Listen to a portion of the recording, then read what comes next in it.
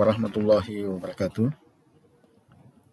Alhamdulillah, senantiasa kita memanjatkan puji syukur kehadirat Allah dengan limpahan rahmatnya. Pada hari ini kita bertemu kembali di dalam proses pembelajaran statistika pendidikan.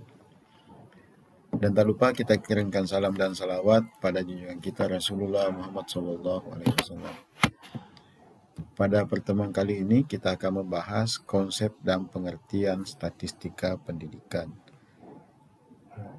Ini harus kita pahami betul-betul agar kita tidak salah melangkah dalam melakukan kajian dari mata kuliah statistika pendidikan. Yang pertama, apa yang dimaksud dengan statistika? Sehingga kita bisa membedakan apa itu statistika dan apa itu statistik. Jadi statistika ini adalah ilmu. Jadi landasan filosofinya adalah filosofi keilmuan. Dia merupakan ilmu yang mempelajari cara mengumpulkan, mengolah, menyajikan, menganalisis, serta mengambil kesimpulan secara umum berdasarkan hasil penelitian yang tidak menyeluruh. Jadi ini, bagaimana cara mengumpulkan? Apa yang harus dikumpulkan? Ya, yang dikumpulkan adalah data. Yang dikelola adalah data. Yang disajikan adalah data. Yang dianalisis adalah data. Yang disimpulkan adalah data. Berdasarkan data-data itu, kesimpulan yang diambil itu memberi gambaran umum. Ya. Walaupun hasil penelitian itu tidak menyeluruh, artinya objek yang diteliti itu tidak keseluruhan, tetapi objek itu ditentukan dengan sampel atau ada keterwakilan sampel. Sedangkan statistik adalah angka. Jadi statistik itu adalah angka. Makanya kalau kita masuk di satu kantor yang namanya Badan Pusat Statistik, maka di situ kita akan melihat angka-angka, catatan-catatan. Nah, angka-angka dan catatan-catatan itu adalah hasil dari pengumpulan, kemudian dikelompokkan, ditabulasi, sehingga kita mendapatkan informasi berkaitan dengan masalah tertentu. Jadi statistik itu materinya, statistika adalah ilmunya. Ya, bagaimana cara mengumpulkan, bagaimana cara mengelompokkan, bagaimana cara mentabulasi, itu adalah statistika. Tapi angka yang dikumpulkan, angka yang dikelompokkan, angka yang ditabulasi itu merupakan statistik. Jadi di situ saja letak bedanya. Satu adalah materinya, satu adalah ilmunya. Nah, sekarang ruang lingkupnya. Ruang lingkup dari pembahasan kita adalah seluruh aspek kehidupan manusia. Yang ada di tampilan grafik ini sebenarnya hanya membatasi, bukan berarti bahwa hanya ini saja, bukan berarti bahwa hanya di bidang pendidikan, psikologi, pertanian, ekonomi, hukum, sosial, politik, dan budaya saja, tapi seluruh aspek kehidupan manusia bisa menjadi ruang lingkup. Yang jelas, ya, di situ ada data, di situ ada angka, di situ ada catatan-catatan yang bisa kita kumpulkan, yang mana catatan-catatan itu merupakan data kualitatif. Pada saat datanya kualitatif, kita melakukan proses kuantifikasi. Ini jadi ruang lingkupnya itu harus hampir seluruh aspek. Ya, kalau kita misalnya masuk di satu lembaga, di situ ada statistik. Ya, misalnya kita masuk di suatu madrasah, kita tanya, ya bagaimana perkembangan siswa baru di madrasah ini? Wah, dijelaskan bahwa tahun sekian, tahun sekian. Nah, itulah data. Nah, itulah statistik.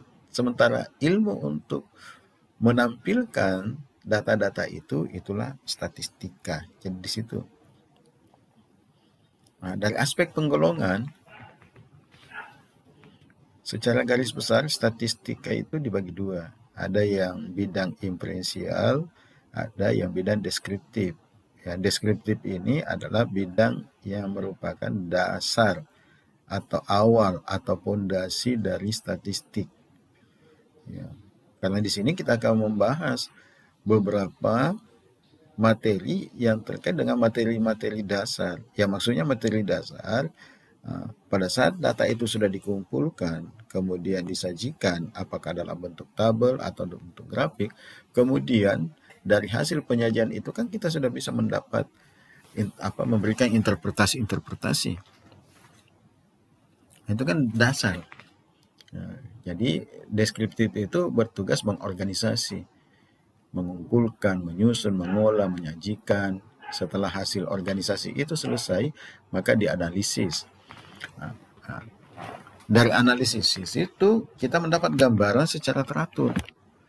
Teratur, ringkas, jelas mengenai suatu gejala atau peristiwa atau keadaan, sehingga ditarik suatu pengertian atau makna tertentu. Jadi data itu menggambarkan suatu gejala, menggambarkan peristiwa, menggambarkan keadaan. Dari data-data yang terkumpul itu maka bisa ditarik satu pengertian atau makna tertentu. Ya, misalnya kita ingin melihat perkembangan hasil belajar dari peserta didik, kita buatkan grafik. Grafik itu adalah gambaran secara teratur dan ringkas. Kita setelah membuat tabel, kita hitung berapa rata-ratanya, berapa mediannya, berapa modusnya. Itu kan sudah memberikan gambaran secara teratur. Nah, kita ingin melihat bagaimana penyebaran data. Bangga misalnya di satu kelas bahwa ada yang dapat 10, tapi tidak melihat dari aspek yang nilai terendahnya berapa. Ya, yang lebih bagus itu kalau antara nilai tertinggi dan terendah itu selisihnya tidak besar. Ya, selisihnya tidak banyak. Tapi kalau banyak selisihnya berarti dia heterogen, tapi kalau selisihnya kecil berarti dia homogen. Nah, itu statistik deskriptif. Nah, sementara inferensial itu kelanjutannya. Nah, saya katakan pada materi pertama bahwa statistik itu topiknya itu berkesinambungan, saling menyambung. Ya, ada keterkaitan antara materi sebelumnya dan materi yang dibahas. Ya, makanya inferensial itu statistik lanjutan. Ada yang mengatakan bahwa statistik inferensial adalah statistik lanjutan. Artinya melanjutkan deskriptif, tetapi analisisnya lebih dipertajam dan sudah ada spesifikasi analisis. Di situ ada regresi untuk melihat pengaruh, di situ ada korelasi untuk melihat hubungan, di situ ada komparasi untuk melihat perbandingan. Yang mana sebelumnya dilakukan ditawarkan hipotesis. Jadi diajukan hipotesis. Dari hipotesis itu kemudian diuji. Ya, tergantung analisisnya, apakah kita ingin melihat pengaruh, ingin melihat hubungan, atau ingin melihat perbedaan. Itu namanya inferensial, dan masih banyak lagi materi-materi untuk statistik inferensial. Namun untuk lebih mendalami, saya kira pembelajaran otodidak itu dibutuhkan. Bagaimana Anda bisa mengkaji lebih jauh, lebih mendalam penggolongan statistik ini. Lebih khusus adalah inferensial, karena inferensial ini lebih banyak digunakan untuk olah data penelitian kuantitatif. Sementara deskriptif itu hanya memberikan gambaran umum. Kalau misalnya sudah ada grafiknya, sudah ada tabelnya, selesai. Sudah ada persen-persennya, sudah bisa digunakan untuk menjadi alat analisis. Masih banyak sebenarnya penggolongan-penggolongan yang lain, tapi saya kira ini yang lebih terpenting yang kita pelajari, bahwa statistik deskriptif itu adalah dasar dan inferensial itu adalah lanjutan. Selanjutnya, landasan kerja. Landasan kerja statistik itu ada variasi, reduksi, generalisasi. Variasi itu maksudnya bahwa objek yang menjadi tempat pengumpulan data itu tidak sama. Kenapa? Karena lebih banyak kan kehidupan sosial. Misalnya hasil belajar, tidak mungkin di dalam satu kelas itu sama pintarnya. Hasil belajarnya sama. Yang bisa menyamakan dari angka-angkanya itu, kalau misalnya hasil belajar itu kita buatkan standar penilaian, kemudian standar penilaian itu ada pembulatan. Ya 8, 9, 10, ya boleh jadi 8, 9, 10 sama dari hasil belajarnya, tetapi ya kalau kita analisis lebih jauh lagi, ya hasil belajarnya sama, tapi kualitas belajar antara satu dengan yang lain itu kemungkinan ada perbedaan. Jadi makanya itu variasi. Nah, dari variasi inilah maka kenapa harus ada uji, misalnya kita melakukan uji penyebaran datanya. Nah, supaya melihat homogenitas data itu. Ya kenapa? Kalau data itu semakin homogen, maka kesimpulan yang kita ambil itu semakin berkualitas. Ya, kalau datanya heterogen, itu boleh jadi pada saat pengambilan sampel misalnya, ya rata-rata yang nilai tertinggi itu yang kena untuk ambil sampel, akhirnya ya, kita akan temukan kesimpulan-kesimpulan yang mengatakan, wow bagus semua, ternyata ada yang tidak terkena sampel dari yang kalangan bawah. Nah, itu akan bervariasi. Kemudian reduksi. Artinya bahwa kalau kita melakukan penelitian, ya beda kalau sensus penduduk. Kalau sensus penduduk itu tidak ada yang tidak ada yang semuanya diambil datanya kalau sensus penduduk. Tetapi kalau penelitian-penelitian sosial lain, misalnya kita ingin meneliti pengaruh strategi pembelajaran ini terhadap hasil belajar di satu sekolah, kalau sekolah itu 1000 peserta didiknya, kemudian 100 gurunya, ya kalau kita mau ambil semua sampelnya, maka kita mau ambil semua datanya, maka ya kita akan kerepotan, tidak efisien. Makanya ada reduksi. Reduksi itu sebahagian saja yang diteliti. Kalau memang memungkinkan seluruh, ya karena populasinya sedikit, ya tidak masalah. Tapi lebih banyak dalam penelitian untuk mengambil data itu dilakukan proses reduksi, yaitu penelitian sampling.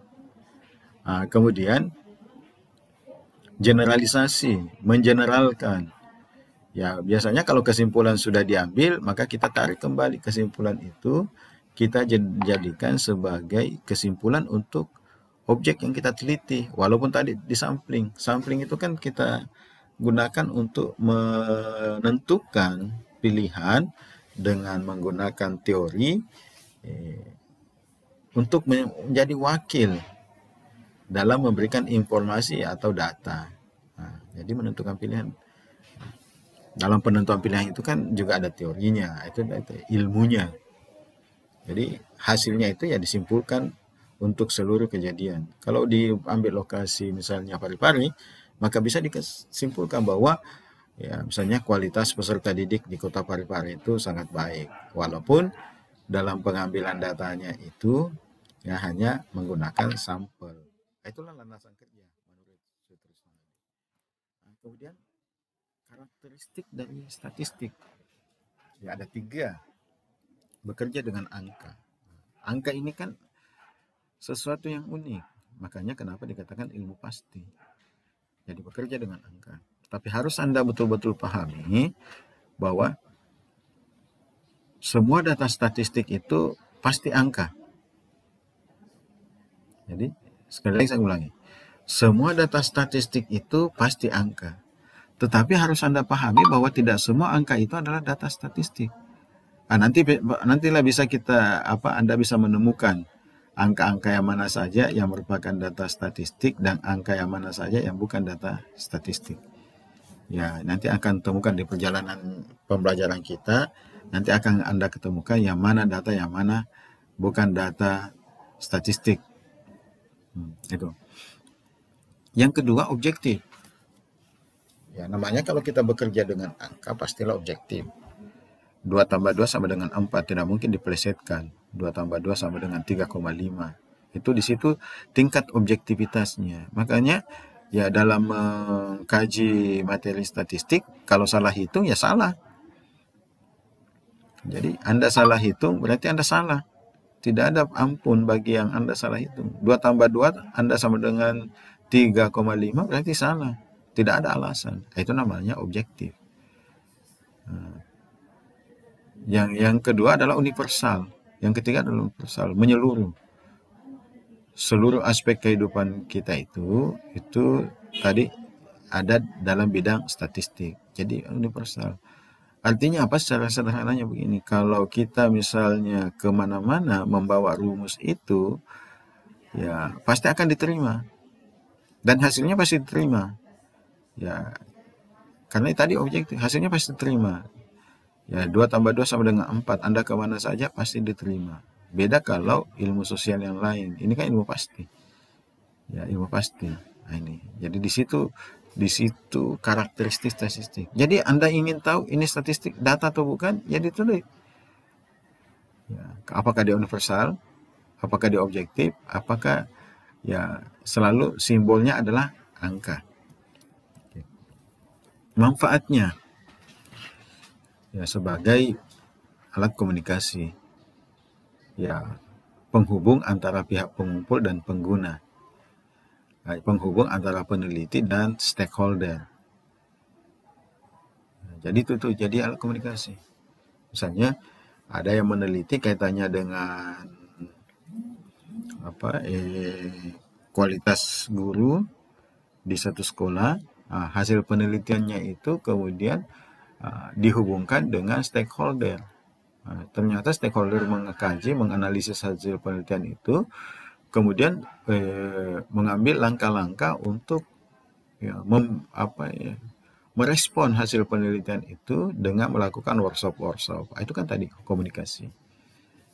Kemudian deskripsi, yaitu memberikan gambaran umum, mendeskripsikan, membuat interpretasi terhadap data-data yang ada. Ya, kalau misalnya grafiknya naik, maka pasti deskripsinya mengatakan bahwa ya sejak tahun sekian sampai tahun sekian minat peserta didik untuk bergabung atau masuk di madrasah ini semakin tinggi. Ya, kenapa Anda bisa menganalisis secara deskriptif itu? Karena Anda melihat ilustrasi data melalui ya tabel atau grafik. Nah, selanjutnya adalah regresi, ya meramalkan pengaruh data yang satu dengan lain. Nah, saya bisa katakan kalau regresi itu ya penelitian yang fokus pada aspek pengaruh. Apakah X berpengaruh terhadap Y? Bagaimana tingkat pengaruh X terhadap Y? Itu yang hubungan pengaruh. Nah, kenapa? Karena kita bisa memprediksi kalau X sekian maka Y sekian. Sehingga kalau X-nya mau Y-nya semakin baik, maka X-nya harus semakin ya tinggi juga. Nah, ini. Jadi kemudian korelasi. Jadi mencari hubungan. Tadi kalau regresi itu mencari pengaruh, kalau korelasi itu mencari hubungan. Hubungan antara variabel 1 dengan variabel 2. Apakah hubungan yang signifikan atau hubungan yang faktor kebetulan. Itu kita bisa melihat dari aspek hubungan data dalam suatu penelitian. Kemudian selanjutnya adalah membandingkan 2 atau lebih kelompok. Jadi itu komparasi. Jadi membandingkan bagaimana kelompok A, bagaimana kelompok B. Nah itu manfaatnya. Nah, fungsinya, saya kira ada sejalan dengan manfaat dan fungsi tadi. Ya, yang satu membuat perbandingan. Tadi kemudian meningkatkan efisiensi dalam kehidupan, kemudian menyusun prediksi ramalan. Jadi ya dengan kita mengkaji statistika, maka sedapat mungkin kita sudah bisa membuat perbandingan-perbandingan. Ya, kalau kita mengkaji untuk melihat bagaimana kekuatan kelompok yang satu dengan kelompok yang dua. Kemudian meningkatkan efisiensi dalam kehidupan. Ya, saya kira dari data-data statistik itu, ya, misalnya kita sekarang berada pada kondisi COVID. Dengan setiap harinya ditampilkan data-data terkait dengan sembuh, kemudian sakit, kemudian yang kategori meninggal, itu kan semuanya ditampilkan dalam bentuk data. Sehingga dengan adanya data-data itu kita bisa menata kehidupan. Jadi 5M itu senantiasa cuci tangan, kemudian pakai masker, itu kan satu hasil analisis bahwa untuk mencegah penyebaran maka gunakan itu. Bagaimana tingkat keseringannya? Ya sedapat mungkin digunakan ya secara terus-menerus pada saat kita berhadapan dengan orang. Nah, itu. Jadi kemudian menyusun prediksi-prediksi ramalan. Kalau misalnya melihat COVID ini meningkat, kita cari tahu apa faktor yang menyebabkan, itu kan namanya X. Sehingga dengan mengetahui faktor itu, maka kita bisa, kalau ini turun, maka pasti COVID juga turun. Kalau ini naik, maka COVID naik. Maka tingkat kesadaran masyarakat setelah melihat data itu ya harus ditingkatkan dengan apa? Itu kan memprediksi. Dengan apa? Dengan melihat kira-kira apa saja yang harus dilakukan untuk meminimalkan dampak yang akan terjadi pada saat data X itu sekian. Itu. Kemudian melihat ada tidaknya hubungan antar variabel yang diteliti. Itu tadi. Kemudian menyederhanakan data, mengukur kebenaran suatu gejala, menentukan hubungan sebab akibat. Itu semuanya bisa kita jadikan sebagai bahan kajian pada saat kita sudah mendapatkan hasil atau output dari olahan data statistik. Ya tergantung dari data apa yang kita kumpulkan dan apa sebenarnya menjadi fokus penelitian kita. Sehingga antara statistik dengan penelitian itu ya ada hubungannya, ada chemistry-nya. Kalau kita melakukan penelitian dengan pendekatan kuantitatif, maka otomatis kita akan berhadapan dengan statistik. Sehingga penelitian kuantitatif tidak akan terlaksana dengan baik apabila teknik analisis yang digunakan tidak sesuai dengan kaidah-kaidah statistik. Jadi kita melakukan olahan data itu ya harus sesuaikan dengan kaidah-kaidah statistik. Selanjutnya, dengan statistik peneliti dapat memahami karakteristik populasi sehingga dapat diketahui proporsi subjek dalam populasi yang menentukan besaran proporsi sampel.